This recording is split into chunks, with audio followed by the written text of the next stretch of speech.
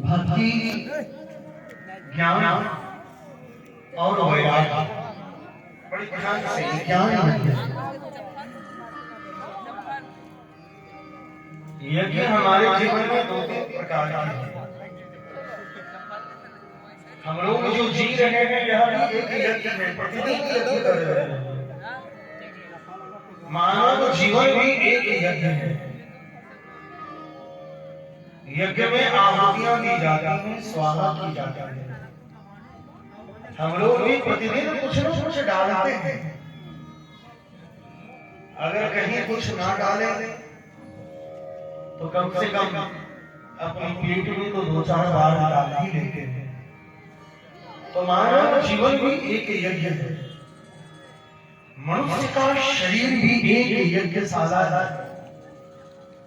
मानव का जो यह उदर है, जो पेट है, वह भी एक हवन कुंड है और उसमें अन्न रूपी आहुतियां प्रतिदिन हम डालते हैं।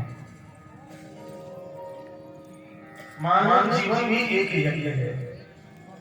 इस मानव जीवन यज्ञ को सफल करने के लिए आपने रामचरितमानस में एक चीज सुना होगा। गुरु विश्वामित्र जी यज्ञ कर रहे थे। मारीच और सुदामा दो प्रकार दो राक्षस उसके यज्ञ में विघ्न डाल रहे थे।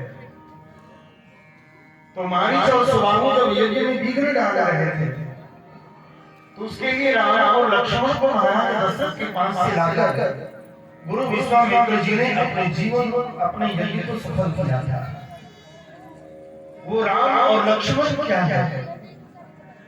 तो राम भी मर्यादा है और लक्ष्मण भी विवेक है। अर्थात मानव जीवन यज्ञ को सफल करने के लिए जीवन में मर्यादा और विवेक की स्थापना आवश्यक है। इस कथा पंडाल में पहले जो लोग बैठे थे यही बात शुरू में हुई। ये भी एक यज्ञ है, हम जो जी रहे हैं वह भी एक यज्ञ है। और इस यज्ञ में विघ्न क्या हो रहा है? अब कथा सुनने आए हैं, इसे बैठा ये काम नहीं करेगा। बस ये काम हमारे कार्यकर्ता संकेत से कर देंगे और बीच में जिनको उठ बैठकर रखा, जिनको उठ के जाना हो वो कथा में आएगी नहीं। किनारे बैठ जाइए उधर, वो कौन भवन है उस भवन के पास बैठ जाइए। उनके लिए हम लोग उसी जगह रखते हैं। और भैया लोग जो वो त्रिपाल और वो पर्दा को ढालने के लिए वो लोग उस पर बैठ गए हैं कि उस शोभा को नष्ट कर दिया जाना है। उन लोगों के लिए कुछ कुर्सी की व्यवस्था कार्यकर्ता को कर देना चाहिए था, क्योंकि उन लोगों का कमर काम नहीं करता है, घुटना काम नहीं करता है। अरे कम से कम सुंदरता है। आप पर्दा पर बैठ रहे हैं, कोई बांस पर चढ़ करके बैठ रहा है, कोई लोग खड़े हैं, ये मर्यादा नहीं है। आप सबसे पहले कोई व्यक्ति खड़े नहीं रहेंगे, कल से वहां पर्दा लग जाएगा, टंग जाएगा, पर्दा पैक हो जाएगा। आप जो खड़े रहेंगे बाहर खड़े रहेंगे, नहीं तो सारे लोग आकर के शांति से बैठ जाओ और जिनको नहीं बैठ रहे हैं वो चले जाइए भंडारा में, वहां भोजन हो रहा है, आप वहां चले जाइए। तो ये दोनों व्यवस्था है, आगे भजन है और पीछे भोजन है। अगर आगे मन नहीं लगे तो पीछे चले जाओ, और पीछे मन नहीं लगे तो आगे आ जाओ। दोनों व्यवस्था साथ साथ है, भजन और भोजन दोनों एक साथ चल रहा है। इसलिए पंडाल में जब आइए, कथा मंडप में आइए तो बैठ जाइए, विषय से जरा उपस्थित होना है। मानव का जीवन भी एक यज्ञ है। इस यज्ञ को सफल करने के लिए जीवन में सबसे और विवेक की आवश्यकता है, मर्यादा और विवेक की आवश्यकता है। जीवन में मर्यादा होना बहुत बड़ी बात है। एक यज्ञ है द्रव्य यज्ञ, जिसमें घी गुड़ की आहुति करते हैं हवन कुंड में। वह यज्ञ है द्रव्यमय यज्ञ, जिस यज्ञ से सृष्टि का संचालन होता है। यज्ञात् भवति पर्जन्यः पर्जन्यादन्न संभवः। यज्ञ से वृष्टि होती है, वृष्टि से अन्न होता है और अन्न से सृष्टि के पैदा का कारण होता है। और ओगरी में ये ऐतिहासिक कार्यक्रम रहा है जब आए उस बार पर 13 बार भूकंप रिकॉर्ड हुआ और 13 बार धरती हिली थी। इतना बड़ा यज्ञ हो गई थी क्या था, हम लोग परेशान थे। लेकिन धन्य है इस धरती का वह पुण्य प्रदान की इतनी विपत्तियों के बावजूद भी 13 बार पृथ्वी कांपा थी। इस धरती का बहुत बड़ा पुण्य था। और जब जब धरती पर इस धरती पर कोई यज्ञ का कार्यक्रम होता है तो लोग बड़ी तन्मयता के साथ करते हैं और इसके लिए पृथ्वी भी आके से प्रभावित हो जाती है। देखिए आज हम जब यज्ञ आरंभ किया तो आसमान में बादल छा गया, ठंडी ठंडी हवाएं चलने लगी, जबकि टैंकर में पानी की व्यवस्था थी कि सड़क गर्म हो जाएगा तो पानी डालेंगे। हम गंगा जी के पास गए और गंगा मैया से कहे, गंगा मैया थोड़ी शीतलता प्रदान कर देना, बड़े छोटे छोटे बच्चे। मैं जब गया वहां से उतरने के बाद मैं गंगा मैया से प्रार्थना किया कि मैया ये लोग आ तो गए हैं बड़ी तेजी से, लेकिन जाने में बड़ी मुश्किल होगी। इसलिए मैं गंगा जी में प्रवेश किया, दर्शन स्पर्श मध्यम पान किया, गंगा मैया से निवेदन किया। जब चले वहां से तो बड़ी ठंडक वातावरण रही और जब देवियों की प्राण प्रतिष्ठा हो गई, आचार्यों ने हमारी पूजा पाठ से मंच को प्रतिष्ठित कर दिया। अब कथा सुधारने की बारी आई। देवराज इंद्र भी प्रसन्न होकर के 2-4 रात का जल बरसा दिया, यज्ञ का सहारा। कितने दिनों से वृष्टि नहीं हुई थी यहाँ पर, लेकिन 2-4 रात में जलावृष्टि हुआ, सब संकेत है ये आपकी आस्था और श्रद्धा का फल है। आने वाले समय में यह कार्यक्रम का शुभारंभ बताता है कि आने वाले यज्ञ में समय में एक इतना सुंदर और एक ऐसा दिव्य कार्यक्रम ओगरी के धरती पर होना है जो कि भागलपुर का मिशनरी में फिर भी इसके रिकॉर्ड और कोई नहीं तोड़ पाया। ये इस धरती से आवाज निकल गई है, हम भारत राज्य बनाएंगे, हम हिंदू राष्ट्र बनाएंगे, सत्य सनातन वैदिक हिंदू धर्म का शासनार्थ। ओगरी की धरती क्रांतिकारियों की धरती है, ओगरी की धरती ज्ञान भक्ति वैरागियों की धरती है, ओगरी की धरती धनीमानों की धरती है, ओगरी की धरती तपस्वियों की धरती है। ये साधारण धरती है नहीं जहाँ पर महादेव और महादेवी एक साथ विराजमान हैं। ये साधारण बात नहीं है। इसलिए महादेव और महादेवी के पावन चरणों को नमन करते हुए आने वाले समय में, वो भी ज्यादा समय नहीं, 2026 में भागलपुर का मिशनरी का आज तक का सबसे बड़ा यज्ञ होगा। इसमें संकोच नहीं करेगा। बहुत लोगों के चेहरे पर से हवा ही उड़ रहा है कि ये क्या बोलते हैं महाराज जी। बोले हम ही बोलते, मैं कौन बोलने वाला। इस व्यास गद्दी पर बैठने वाला प्रकाश नहीं, इस व्यास गद्दी पर स्वयं नारायण बोलते। आइए इस यज्ञ का शुभारंभ है। मैंने नाम अपने लोगों ने दिया है ज्ञान महायज्ञ। ध्यान रखना, श्रीमद् भागवत कथा ज्ञान महायज्ञ। तो हम लोग ज्ञान यज्ञ करते हैं। तो ज्ञान यज्ञ जब तक सफल नहीं होगा तब तक हम लोगों के द्वारा जो भी कार्यक्रम होगा वो सफलीभूत नहीं होगा। मनुष्य के जीवन में ज्ञान का होना परमावश्यक है। और ज्ञान को सभी क्या, धर्म क्या है सब लोग जान रहे हैं, पाप क्या है सब लोग जान रहे हैं, लेकिन धर्म को जानने में भी धर्म में रुचि नहीं है। धर्म को जानने में भी धर्म में रुचि नहीं है और अधर्म को भी जानते हुए अधर्म से हम अलग नहीं हो पाते हैं। यही दो बिंदु। मैं पाप को जान रहा हूँ पाप क्या है, लेकिन पाप को जानते हुए भी पाप को छोड़ नहीं सकता और धर्म को जानते हुए भी हम धर्म कर नहीं सक रहे। ये दुविधा है। ये दुविधा को दूर करने का, संशय को दूर करने का एकमात्र विज्ञान है।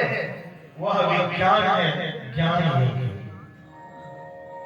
श्रीमद् भागवत में क्या है? ए बच्चे जरा सब ये कार्य करते हैं, सारी कुर्सी को समेटिए और उन लोगों को जरा मिलकर यहाँ के बच्चों को कुछ नहीं कहना, क्योंकि गार्जियन लड़ जाएंगे। गार्जियन आपसे लड़ाई कर लेंगे, कमेटी वाले हमें सावधान कर देगा, क्योंकि वो बच्चे को ट्रेन करके भेजे हैं कि जाओ आप लड़ाई करना वहाँ, और जैसे तुमको कोई कुछ बोलेगा बस हाथ लग जाए। इसीलिए मैं समिति के लोगों से आग्रह कर देना चाहता हूँ,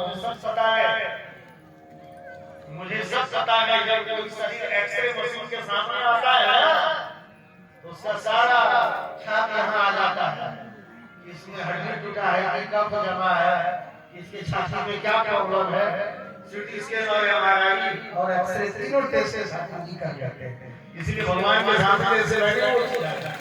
तो मैं उसी से संकेत कर दिया कि यहाँ के बच्चों को कुछ नहीं बोलिएगा, बड़ी सावधानी से जरा डील करना है 7 दिनों के कार्यक्रम को, क्योंकि बच्चे के लड़ाई में बड़े बड़े लोग उलझने के लिए तैयार हैं। इन बिंदु पर ध्यान देने की आवश्यकता है। और मैं दोनों व्यक्तियों को सावधान कर देना चाहता हूँ कि आपका परिचय आपका बच्चा चाहिए। एक पिता का परिचय पुत्र होता है और एक माँ का परिचय उसकी पुत्री होती है। बेटी से माँ का परिचय होता है और बेटा से बाप का परिचय होता है। इसलिए आपका परिचय ये देखा जाएगा कि आपने धरती पर 3 मंजिला मकान तो जरूर बना दिया, 4 जगह जमीन तो जरूर खरीद ली, लेकिन आप अपने बच्चे और बच्ची को क्या संस्कार दिए हैं, ये संस्कार को देखने का यही जगह है, यही पर आपका संस्कार दिए। इसलिए मैं आपसे निवेदन करूंगा कि आप अपने बच्चों को नियंत्रित कर देने का कष्ट करें। इस कार्यक्रम में पूरी एडमिनिस्ट्रेशन, पूरी अनुशासन का, पूरे तरीके से अनुशासन का पालन होगा, क्योंकि ये ज्ञान है। इसमें अनुशासनहीनता अच्छी बात नहीं होती है। आइए, तो मनुष्य हमारे जीवन में ये ज्ञान है, भागवत श्रीमद् भागवत कथा ज्ञान है। आइए हम उस ज्ञान की ओर चलते हैं जिस ज्ञान से मेरे अंदर में विज्ञान का अंतर होता है।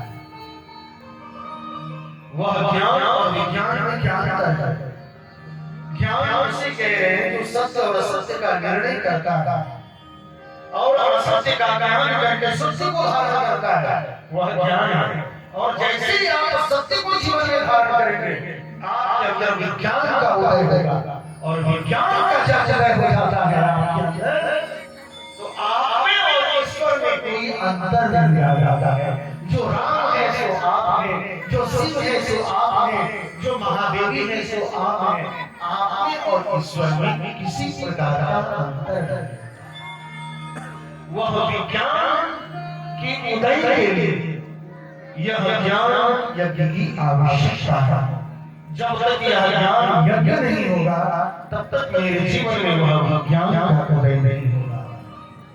आइए श्रीमद् भागवत जी का प्रथम श्लोक। सच्चिदानंद रूपाय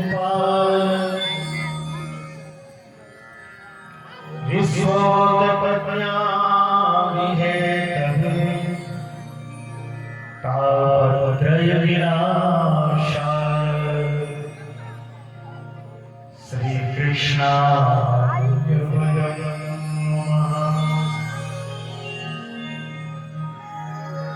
भागवत जी का यह पहला श्लोक है, ध्यान देना है। सच्चिदानंद रूपाय विश्वोत्पत्त्यादिहेतवे तापत्रय विनाशाय श्री कृष्णाय वयं नमः। परमात्मा का स्वरूप क्या है? तो सत चित आनंद, सच्चिदानंद रूपाय। परमात्मा के स्वरूप 3 हैं, सत भी है, चित भी है और आनंद भी। तो सतरूपी परमात्मा सर्वत्र प्रकट है, वो प्रकट है। चित रूपी परमात्मा मौन है और आनंद रूपी परमात्मा और प्रकट है। सत्य परमात्मा प्रकट है, चित रूपी परमात्मा मौन है और प्रकट है। इसको थोड़ी सी समझ लीजिए, हल्की बात। जैसे दूध में दही है, दूध में घी है, लेकिन घी दिखाई नहीं पड़ता है, और उस घी को देखने के लिए हमें उस दूध में दही डाल करके उसे मंथन करना पड़ता है।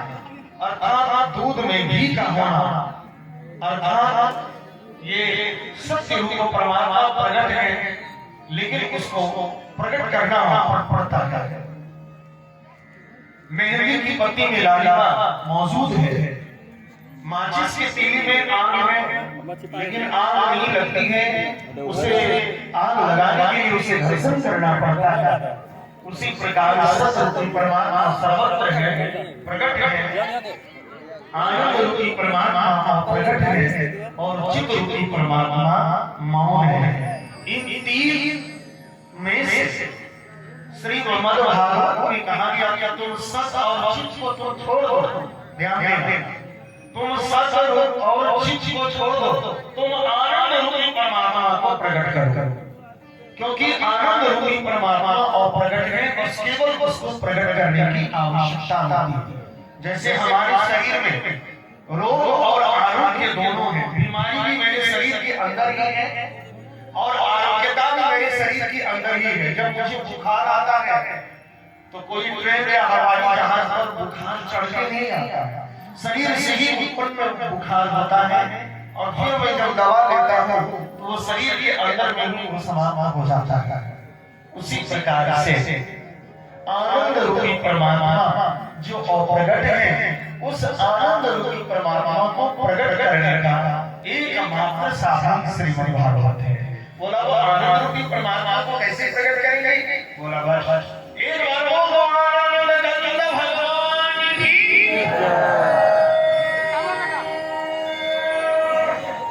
भगवान को आनंद का कंद बोला गया।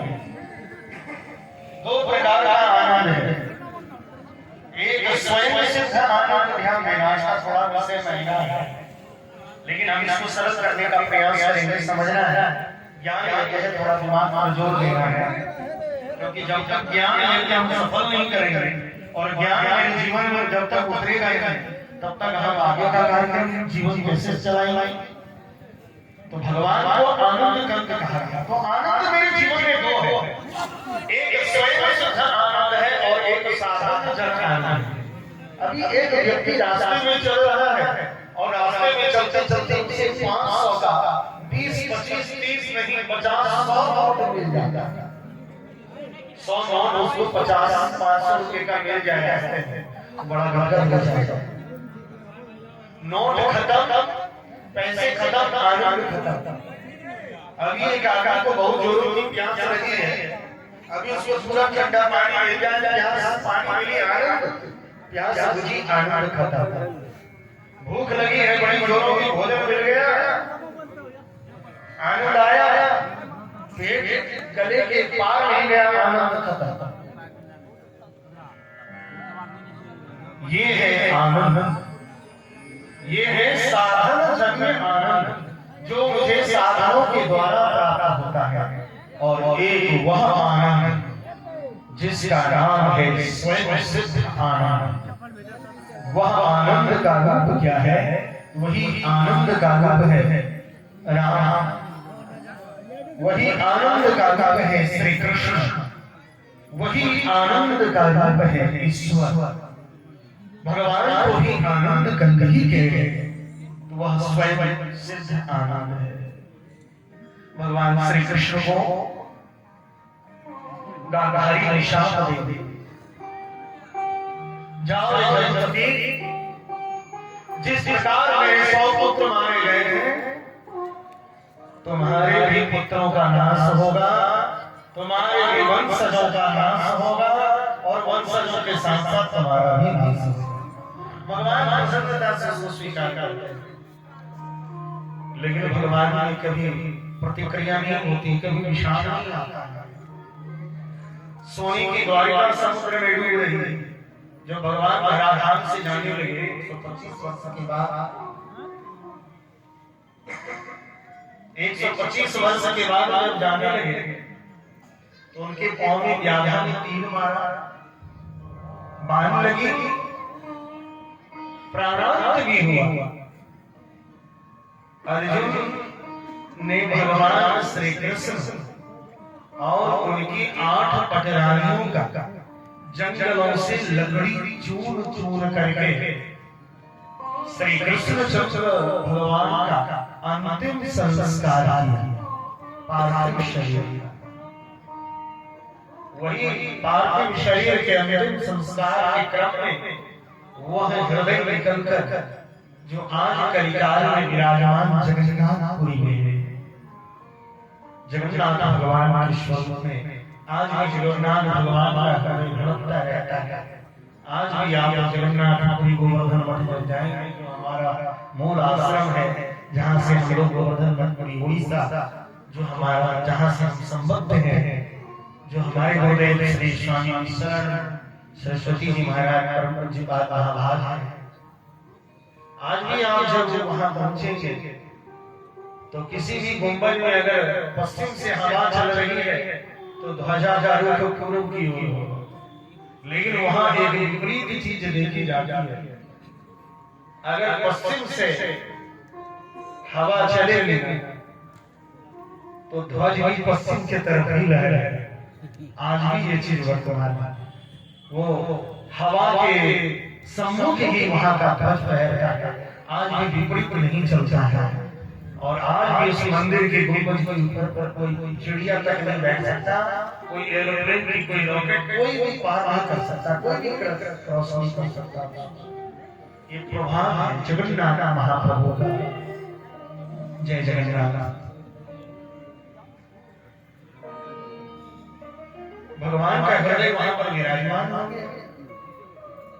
बलराम जी की भी अंतिम संस्कार कर देते हैं। कुछ जो भगवान श्री कृष्ण की पत्नियां बची उसको डाकुओं ने लूट लिया।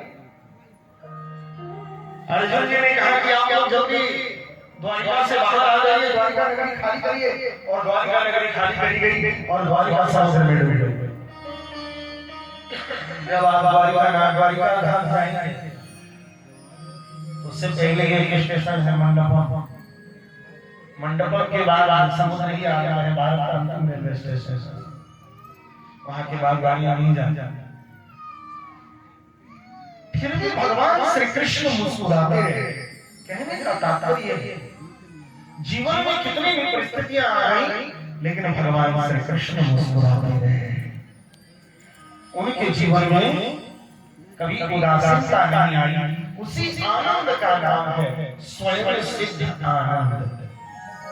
जो आनंद स्वरूप श्री कृष्ण है, उसी आनंद स्वरूप को प्राप्त जब हम लोगों को करना है।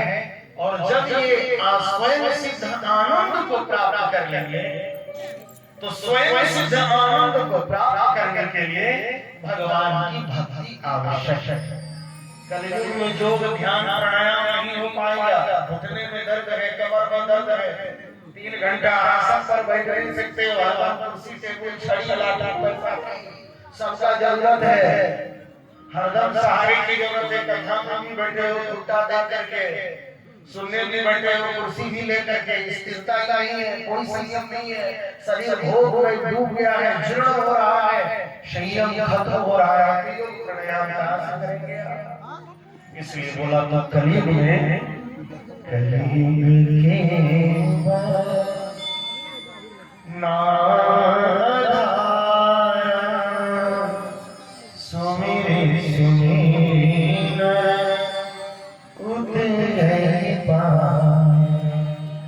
परमात्मा का नाम, भगवान के नाम को जपना है। खूब आराम से भगवान का भजन करिए। 24 घंटे में 1.5 घंटा भगवान का भजन जरूर करिए। जब 24 घंटे में 1.5 घंटा मात्र समय नहीं है, ज्यादा 1.5 घंटा समय प्रतिदिन भगवान के भजन में देना है।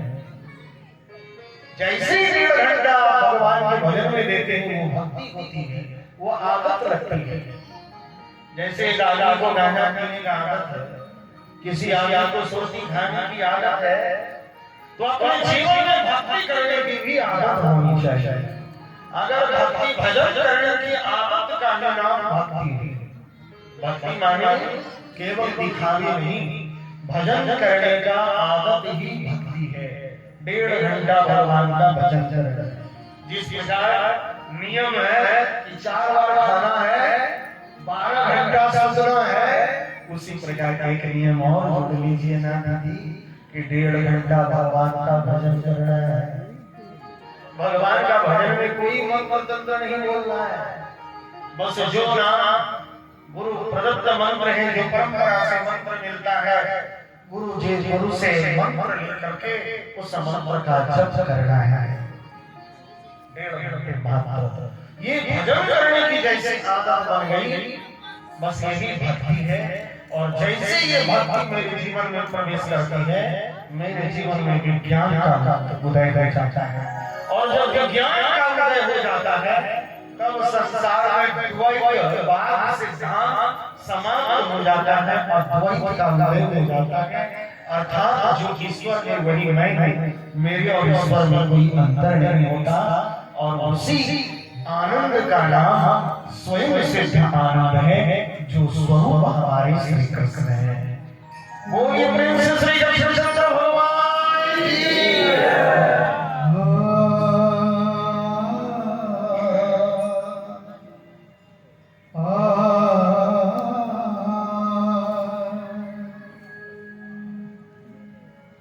सहारा मिलेगा, किनारा मिलेगा,